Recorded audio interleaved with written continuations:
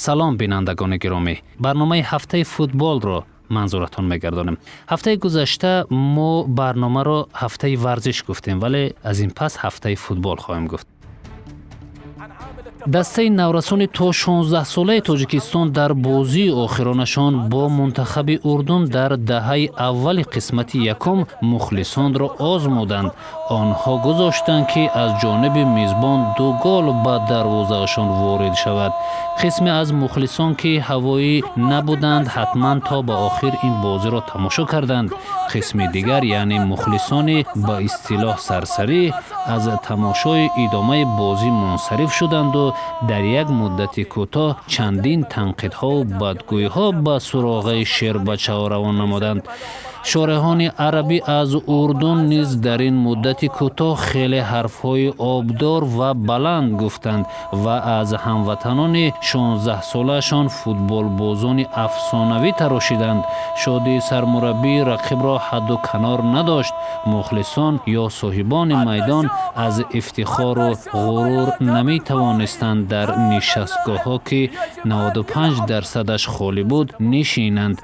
ولی در دهه‌های دیگری قسمت یکم شیران جنگل از خواب لحظه‌ای بیدار شدند و یک باره به غوریدن و چنگال زدن شروع کردند. این برخورد ناگهانی غرور هنگکسبان عربی آن را کمی پایان‌تر برد. سرمربی تیم رقیب و در عموم جامعه اردن را آرام‌تر کرد و بجای افتخار و غرور و هوابلندی ترس و هراس را به ایشان هدیه نمودند. رحمتشاه رحمتزاده در نیمه اول با ضربه جانکاه خود یک هشدار به رقیب داد که معنی آماده سرافکنده شدن را ببینند. به گفته استاد شکوری دنیای روشن به چشم این دسته تماشابینان پرهوس تار گشت. ما نشان دادیم که نه به امر تصادف در 2 دیدار پیشین به دروازه حریفان دیگر 24 توپ به جواب زده ایم. یک پای بازی و 5 فوتبال بازی رقیب را فریب نموده توپ را تا به دروازه آوردن علی جان عینی فوتبال بازان رقیب را دست و پا خورده کرد. در قسمت دوم دیدار این محاربه تیز و تندتر گردید. فوتبال بازان تاجیک در قسم دوم تنها خودشان توپ را اداره میکردند و رقیبان را مثل تماشابین میگذاشتند. عبدالفتاح خدایدادزاده، خسرو طاهرов، سنت الله عزیزов و محمد وارث سیدعلیف 4 گل دیگر را بین هم تقسیم نمودند و نتیجه 5-2 گردید. نگرانی در آن بود که سرمربی رقیب سخت عصبانی شد. بچه‌هایش به گریه در آمدند و شارحان عربی ناعلاج اقرار می شدند که رقیبان تاجیکستانیشان یک سر و گردن از بچه‌های آنها خوبتر و بهتر هستند. ما باشیم با اشغال زینه اول و با 12 امتیاز و 29 گل که رکورد این بازی‌های انتخابی است به مرحله نهایی راه یافتیم. فوتبال بازان در کشور بودن نیز در روزهای استراحتی فراغت نکردند.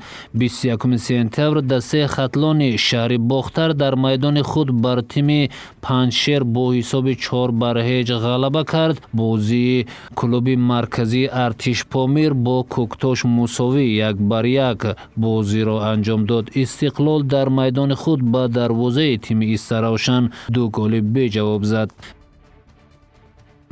بالاخره اسوسیاسیون فوتبال ازبکستان سرمربی منتخب کشور هکتور کوپری آرژانتینی را که روزهای آخر زیر فشار رسانه‌ها قرار می‌گرفت از مقامش برکنار کرد. کوپر سال 2018 به کرسی سرمربیگی منتخب ازبکستان تعیین شده بود. با رهبری این متخصص آرژانتینی دسته ازبکستان در مرحله 8 نهایی جام آسیا 2019 از تیم استرالیا شکست خورده از ادامه سبقت‌ها بی نصیب شده بود. اینچنین منتخب ازبکستان در بازی مرحله انتخابی جام جهان 2022 از تیم فلسطین با برتری 2-0 دچار شکست گردید. узбекҳо ин гуна нокомиро бо сармураббии таърифӣ дар хобашон низ дидан намехостанд, дар ҳоле ки шартнома бо миллионҳо доллар баста шуда буд. оё узбекҳо ин ҳамаро таҳаммул мекунанд? ҳатман ки на. онҳо дигар нахостанд ки акҳои хориҷро дар узбекистон бубинанд. меравем ба аврупо. лионел месси ҳамлавари аргентинии бошгоҳи барселона бо фарзияи фифа беҳтарин футболбози соли 2019 эълон шуд. ӯ барои соҳиб шудани ин ҷоиза аз роналдо ва ван дик пеш гузаштааст. оё месси ин ҷоизаро ҳалол кард ё дар интихоб ноадолатӣ шуда? лео бо дастаи барселона барандаи ҷоизаи ла лига гардида ва ҳамчунин то марҳилаи ниманиҳоии лигаи чемпионҳо роҳ ёфт, вале бо тими миллияш ягон натиҷаи хуб ба даст наовард. рақибонаш Ван Дик ва Роналдо чӣ? Ван Дик бо дастаи Ливерпул соҳиби ҷоизаи лигаи чемпионҳо шуданд, аммо чемпиони Англия нагардиданд. Роналдо бошад Ювентусро то чорякниҳоии лигаи чемпионҳо бурд, ҷоми серияи Италияро соҳиб шуд. бо тими миллияш Португалия соҳиби ҷоми лигаи миллатҳо гардид. нобиғаи футболи ҷаҳонӣ, собиқ ҳамлавари мунтахаби Бразилия ва бошгоҳи Барселона ва Реал Роналдои калонӣ аз қарори баровардаи фифа норозӣ аст. ӯ гуфт аз Месси дида бештар Ван Дик сазовори ин ҷоиза буд. аммо худи Ван Дик гуфт: ман хеле наздик будам ки ҷоизаи мазкурро ба даст оварам, вале Месси беҳтарин футболбоз дар таърих аст. хеле хушҳол ҳастам ки ӯ ғолиб гардид. ман ҳамеша мегӯям ки бароям ҷоизаҳои даставӣ нисбат ба инфиродӣ муҳимтар ҳастанд. меравем ба бозиҳои муҳими баргузоршудаи ҳафтаи гузашта дар Аврупо. дастаҳои Барсаву Атлетико ва Реали Испанияро чашм расидааст. махсусан ҳолати Зайниддин Зидан то ба бозии дастааш бо Севилья хуб набуд, зеро баъд аз шикасти бузург аз дастаи ПСЖ селаи танқиду бадгӯӣ болояш меомад, вале ин ҳолати ӯро дида Карим Бензима раҳмаш омад ва бо як голи задааш бозиро бо Севилья ба нафъи дастаи мадридӣ кард ва аз Барсаву Атлетико пеш гузашт ва дар садри ҷадвал қарор гирифт.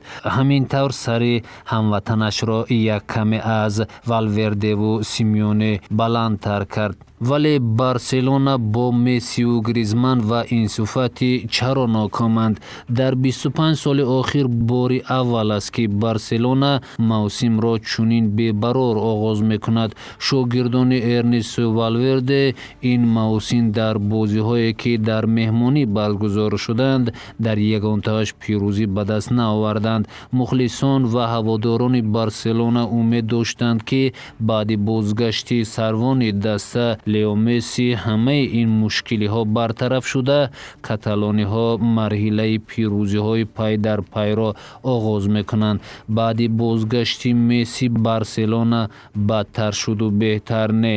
дар даври панҷуми Ла Лига Барселона дар меҳмонии Гранада бо ҳисоби 2-0 шикаст хӯрд.